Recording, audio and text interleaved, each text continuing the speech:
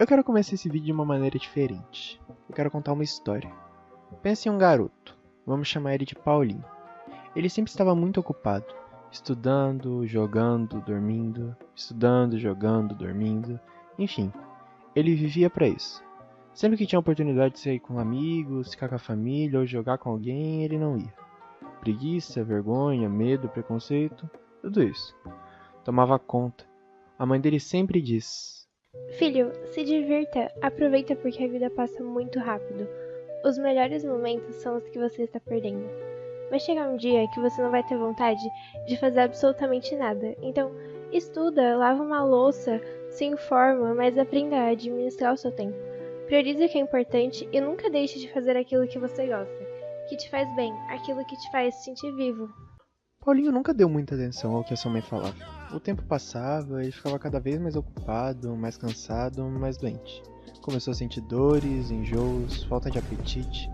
A mãe, que descobriu há pouco tempo, falou: Claro que só fica no celular. Já o Google falava. Tu vais morrer.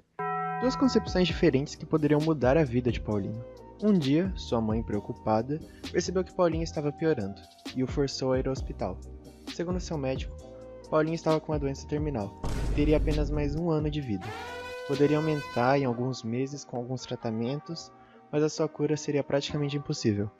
Paulinho nunca pensou que algo assim poderia acontecer com ele. Dentre muitas dúvidas que Paulinho teve, a maior delas foi: o que é a morte? Todos nós sabemos que ela existe, mas a gente não sabe quando ela vai chegar. Será que tem como impedi-la? Será que existe céu e inferno? Será que a gente só decompõe, a tela fica preta e dá um game over? Ou a gente reencarna? Vamos para paraíso? Eu não sei. Você não sabe? Ninguém sabe. Ou será que existe alguém que saiba? São muitas perguntas. E por enquanto, não temos as respostas de nenhuma delas. A solução é pegar a opinião dos outros. Tipo a de Sócrates.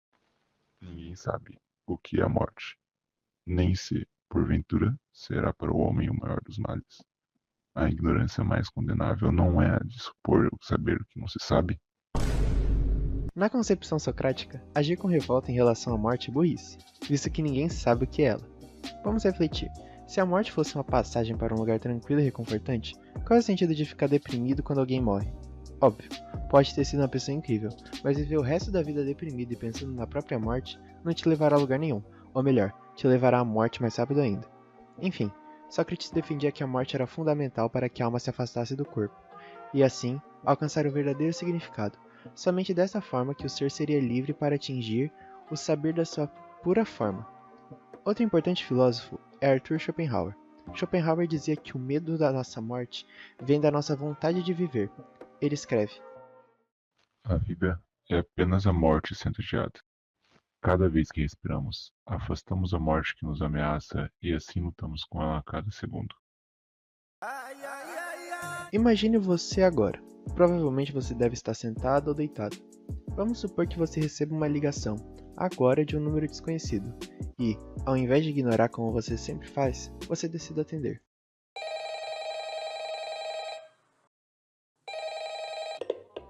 Bom dia, aqui é um vislumbre do futuro. Você foi premiado com uma visão da sua morte.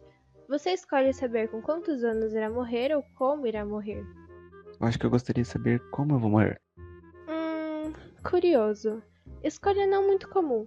Bom, você irá morrer em um acidente de carro. Tenha um bom restante de vida.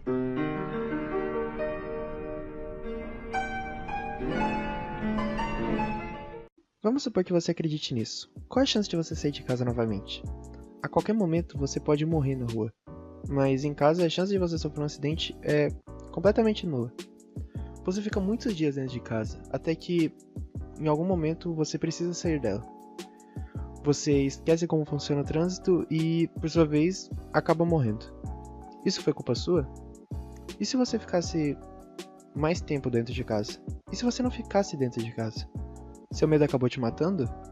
Ou melhor, a sua vontade de viver te matou? A sua luta contra a morte apenas adiou ela. Mas e se a escolha fosse diferente?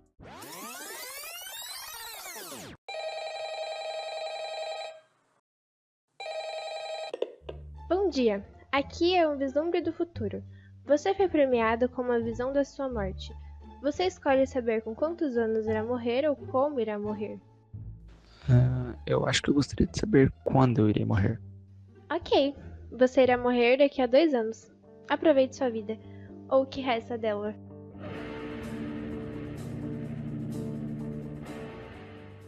Nesse caso, você provavelmente se encontraria em uma situação parecida com a de Paulinho, mas pelo menos, seu medo da morte não iria vir de uma vontade de viver. Mas sim, sua vontade de viver iria vir de um medo da morte. Sabendo que você apenas iria morrer daqui a 2 anos, você provavelmente ia passar a sua vida de uma forma mais livre. Parar de pensar sobre como suas atitudes são vistas pelos outros e aproveitar cada segundo da sua vida. Talvez fosse isso que Paulinho deveria ter feito. O último e não menos importante é Heidegger. Ele vai por um outro caminho, pois é um filósofo pessimista, que vê a existência humana como essencialmente algo sem sentido. Para ele, o que define o ser humano é ele ser um ser de compreensão, um ser no mundo, um ser com os outros, um ser de linguagem e ser para a morte. Nem você e nem nós entendemos o que ele quis dizer. Ele é um cara muito complexo. Para ele, o ser é o questionamento que você faz sobre sua própria existência. Consequentemente, você vira um ser aí, um ser lançado à existência. Ou seja, para você ser lançado no mundo, tu precisa criar um significado para sua própria existência. Ele diz que a morte é fundamental, pois ao nascer, temos idade suficiente para morrer. Ele nos acompanha durante a vida. Se assim a encararmos, apesar da angústia, viveremos verdadeiramente. Tu vais morrer. Não disperse a oportunidade de realizar o melhor. O pensamento na morte faz o ser humano viver melhor com metas mais claras.